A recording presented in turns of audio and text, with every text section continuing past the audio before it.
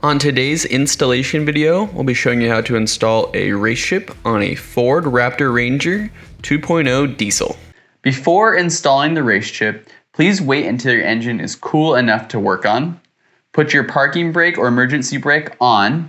If your vehicle is equipped with an alarm system, please disable it. Pop the hood, roll up the windows, close the doors, and press the lock button on your key fob and move that key fob 30 feet away. You're going to wait about 10 minutes after for all the electricity to clear from underneath the hood. First step on this installation is to actually loosen these hoses from the top of the engine cover. Once we do so, we're then going to go ahead and remove the engine cover from the engine bay.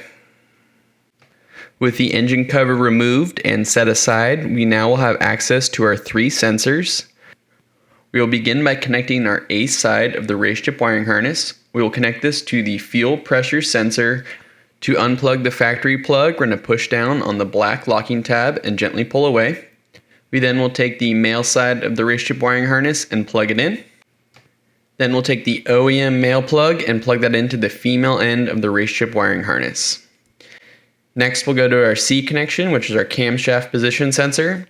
We'll pull back on the white locking tab and press down to unplug the OEM male sensor.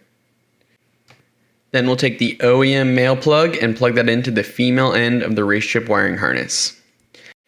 Then take the RaceChip wiring harness male end and plug that directly back into the sensor plug, making sure to lock it in place with the gray locking tab. Then we'll go to our B connection, which is our boost pressure sensor. Just like the camshaft position sensor, we're going to pull back and push down the white locking tab to unplug the OEM male sensor. We're going to go ahead and take the male end of the RaceChip wiring harness and plugging it directly into the OEM sensor and lock it in place with the gray locking tab.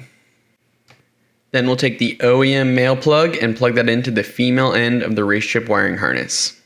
Next is to route the wiring harness away from any hot and moving parts and using the shorter of the supplied zip ties to secure it in place.